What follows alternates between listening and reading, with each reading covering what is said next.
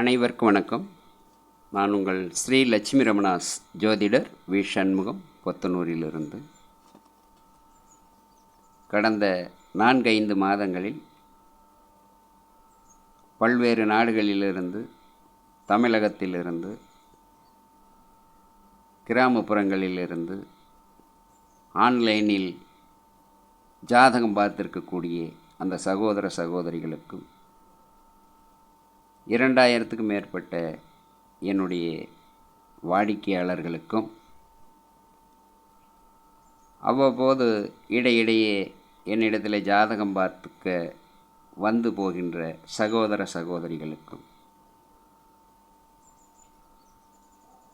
என் கனிவான பணிவான முதற்கண் வணக்கங்கள்.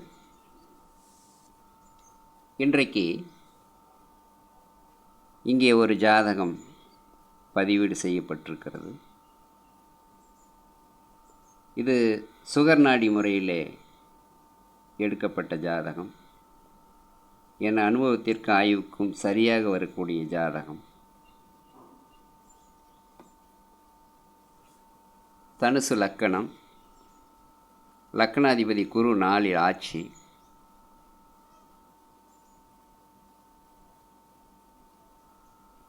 ரிஷபராசி, சந்திரன்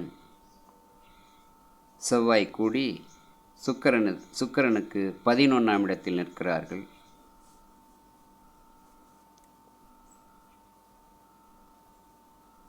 சுக்கிரன் சூரியன் கூடி குருவுக்கு திரிகோணம் ஏறி இருக்கிறார்கள்.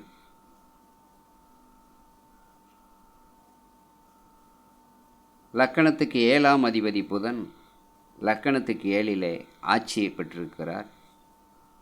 லக்கணத்துக்கு 9லே ராகு நிற்கிறார். இந்த லக்கணத்துக்கு 2 கூடிய சனீஸ்வரனுக்கு நின்ற வீட்டுக்கு 4ஆம் இடத்திலே கேது அமர்ந்திருக்கிறார். இப்படி கிரக அமைப்புள்ள சாதகருக்கோ ஜாதகிக்கோ தன் வாழ்நாள் முழுவதும் சகல ஐஸ்வர்யமும் யோகமும் கிட்டும் என்கின்ற முறையிலே சுகர்நாடி முறையிலே சித்தர் தன் பாடலை சொல்லியிருக்கிறார். முதலில் சித்தர் பாடலை நாம் கேட்போம். சக்கராதி பசி சுகமனைக்கு ஒரு தலைவனாகியதில் வாழ்வுறச் சந்திரசுவாமியோடு பூமிக்காரகன் மலைக்கு லாபமனை தலையுற சுக்கிரேசனோடு சூரியன் குரு சுகோண மாளிகையில் வாழ்வுற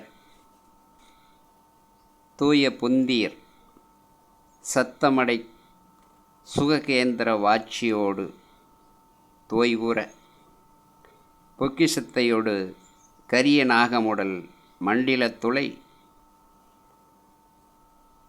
பொறுத்துற புனித ஞானி தன்னுக்கு நாளிடை புகுந்த வேலை வருசாதகன் தக்க செல்வமொடு தரணி மாடமனை மிக்கமாம் நிதி தலைத்துளான் சத்தியவாசன் மதித்த தேவதை துதித்த மீள்வனோர் சனத்திலே அப்படின்னு சுகர்நாடி முறையில் சித்தர் பாடலை முடிச்சிட்டார்.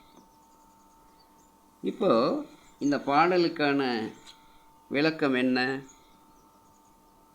ஜாதகனாக இருந்தாலும் ஜாதகியாக இருந்தாலும் இவ்வாறு கிரக அமைப்பு அவர்களுடைய ஜாதகத்தில் இருந்துவிட்டால் மாடி வீடுகள் உண்டு, பொன்பொருள் தனதானியம் உண்டு, புகழ் செல்வம் உண்டு, நல்ல கல்வி உண்டு, கல்வி யோகம் உண்டு, பூமி காணி உண்டு, விவசாயம் உண்டு, மகாலட்சுமி கடாட்சம் உண்டு, சகல ஐஸ்வர்யம் உண்டு, கல்வி உண்டு, கல்வி சாலை உண்டு. இந்த ஜாதகனாக இருந்தாலும் சரி, சாதகியாக இருந்தாலும் சரி, அவர்கள் வீட்டில் மகாலட்சுமி அவர்கள் பிறந்த நாள் முதல் அவர்கள் ஆயுள் காலம் முடியும் வரை குடிகொண்டிருப்பாள் தெய்வ சக்தி அந்த வீட்டிலே குடிகொண்டிருக்கும் என்பது சித்தருடைய கருத்து. எம்முடைய ஆய்வுக்கும் அனுபவத்திற்கும் சரியாக வருகிறது. நன்றி, வணக்கம். மீண்டும் ஒரு காணொளியில் சந்திப்போம். சகோதர சகோதரிகளே.